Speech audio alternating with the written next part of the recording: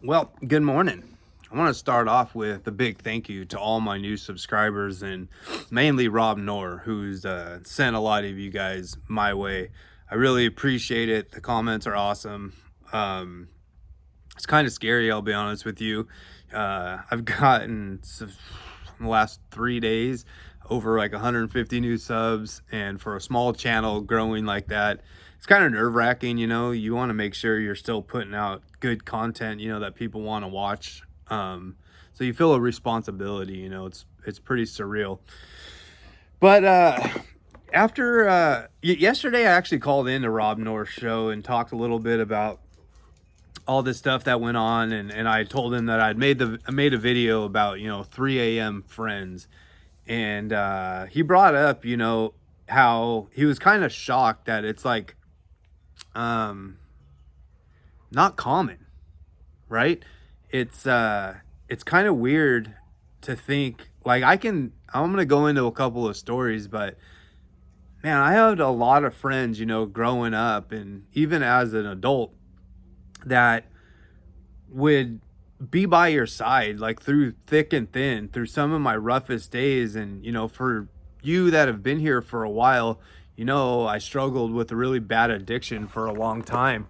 And those are some of the friends I want to talk about in this story.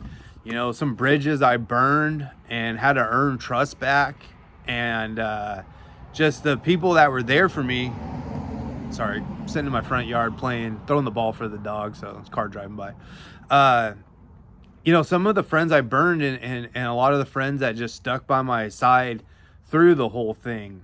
And it's sad that we've gotten to, and I think a lot of it has to do with social media and just people just don't know how to interact, or like the interactions are just fake. And it also seems like it's more of an attribute for people on the left. If you look at like Destiny and his whole sphere of friends that were around him and stuff, and how everyone turned their back on him when that whole story came out about the tapes of him recording people.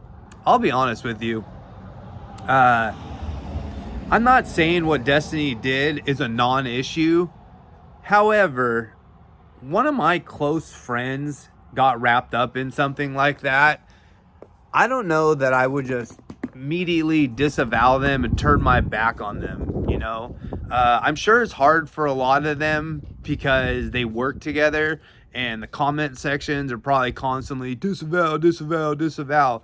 But that's when that 3 a.m. friend needs to be that friend, right? And stand up and be like, no. And his buddy Dan Saltman, for take it what it's worth, did stick by him for quite a while until some new evidence came out. Anyways, I don't want to talk about Destiny and all that dumb stuff. I'm just saying that people on the left wing sphere seem to uh, burn bridges and drop people like it's not a big deal at all. And I just was not raised that way. I just don't have that in me. Um, I've mentioned this a couple of times. Maybe it's my Italian blood. We take respect. We put it at a very high level, and loyalty at a very high level. And it's I don't know. Yeah, it's lost. Anyways, sorry, I was kind of getting off track there. I didn't hear my dog back there, so I threw some scraps out for the deer last night. I figured he made his way to the back of the property and was getting into it, but he's being good. Anyways, so yeah, when I was going through my addiction and trying to get sober, I man, there was a guy that I was using with, and he had like a flat tire on his car. And my buddy owns a company with those big haul off, roll off bins, for like construction sites. And he had a big service truck. And I was like, hey, man, can I use your service truck to go help a buddy of mine get this flat tire taken care of? It has all the tools on it, jacks, and all that kind of stuff. Anyways, He's like, yeah, absolutely. I was like, do you need it, today? I only need it for about an hour. And he's like, you can use it for the day, right? And I went and picked that guy up, and we went and dealt with the tire. Anyways, when I gave my buddy the truck back later on that night, he sends me a picture of those little orange caps that go on the back of a syringe that I got and left in his car. And my heart sunk.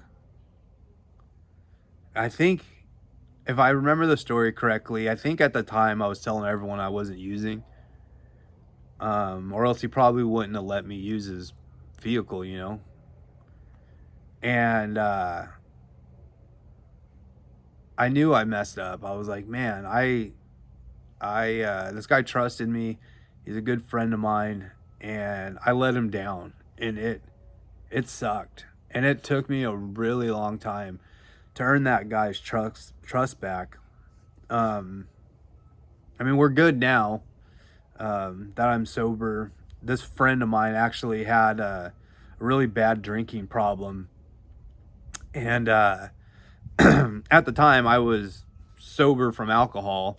And, he's always asking me, how'd you do it and stuff like that. And then one New Year's, we were out at the desert, and he was shooting fireworks off of those mortars, and it blew up in his hand. It blew his hand up.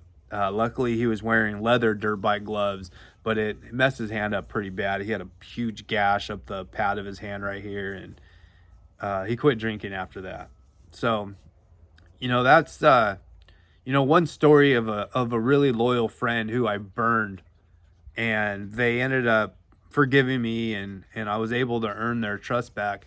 But the same group of friends, him and some of his other buddies who ended up becoming friends of mine, when I decided to finally go into rehab, my wife needed help. I had a shop, a fully functioning off-road shop, welders and air compressors and lathes and tons of heavy equipment, toolboxes, steel. I had, hundreds and hundreds of feet of tubing on the wall, tons of stuff. And when I went to rehab, I literally dropped everything and went to rehab for 30 days.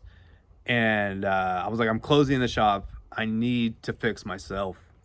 And all these people, I was so concerned about. I had a bunch of, deposits I needed to pay back. I had, customers' trucks that were there, and all my equipment and stuff needed to be moved and then stored, So my wife is a saint, and she coordinated with all my friends, the same friend of mine. We also have another friend who operates heavy equipment, also has a big service truck with a huge crane on it. He shows up, puts that boom inside the shop, picks the lathe up, the compressors, loads up trailers, puts a bunch of stuff in storage. I had my own personal off-road truck that was all cut up because thought I was gonna finish it, but I blew all the money on dope. The whole back of it was cut off, so it was literally a cab with front wheels and stuff. He put that thing on a trailer and stored it at his house on his property. And these are the kinds of friends that I'm talking about. And if you don't have these kind of people in your life, I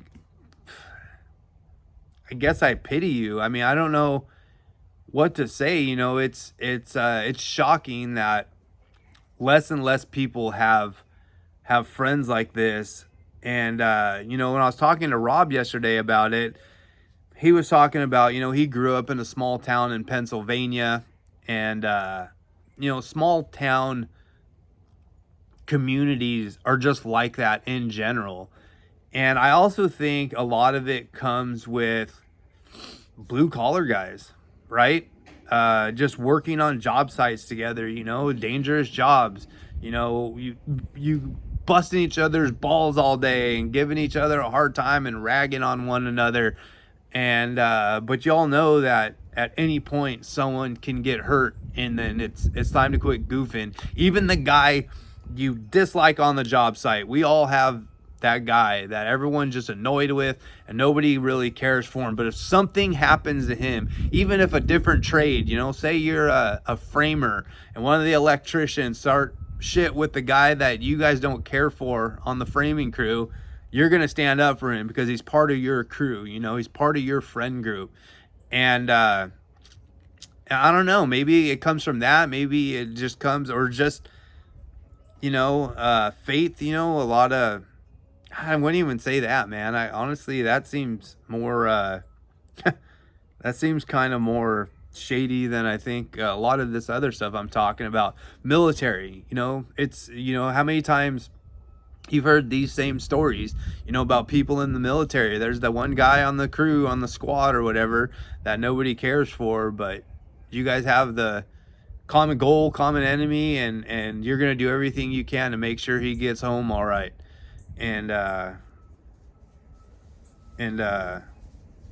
yeah, it's just, it sucks. And if you're younger and you don't understand this, you know, I think a lot of it, like I said, it has to do with social media, and nobody's really developing these connections with one another. Sorry, I got to throw the ball for the dog, or he's gonna start barking and ruin my video. Anyways, yeah, people, you know, just don't develop these friendships anymore. And you know, I want to talk to my son about this a little bit, because he's got a couple of buddies of his who he really pals around with and he really likes, and I think they have a similar, you know, relationship with one another, where they're you know, friends that will go out on a limb for one another. And I don't really know what, like, how you find these friends. You know, I'm thinking of just about how do you develop these relationships with people, I guess is what I'm thinking here. Is it just spending time with one another? I think it's a personality trait, and I think that's more of why I started off saying that, you know, you don't see this as much on the left as you do with the right wing, or just conservatism in general. It's just a different personality trait. It's a different belief system in what's actually important in life. You know, family, friends. It's definitely lost when you get into. Now, a motorcycle went by. It's definitely lost when you get into the left wing sphere versus the right wing sphere, you know. And part of, you know, all this stuff with like Andrew Wilson and Rob Noor and them is they're trying to build this coalition of like-minded people that have these values, that can stand on principle, you know, hold each other accountable, you know, in the background, but fight toward a common goal. And that is what is killing the Democratic Party and the left, is they don't have that. And they are just not smart enough to recognize it. You know, they're not smart enough to recognize why they suck. And yeah, I think there's a lesson there. And if you don't have those friends, or you need to find those friends and make sure you have those friends. The guy that you could call at 3 a.m. and say, hey, some dudes at the bar that are going to kick our ass, but I need you to come down here and catch an ass whooping with me. Or when you're at a low point in your life with drugs or alcohol, a divorce, they're going to stand by your side. And not saying they need to lie for you, not saying they need to be dishonest in your, I guess that's the same thing. Believe everything you say. I think a true friend will call you out on your bullshit.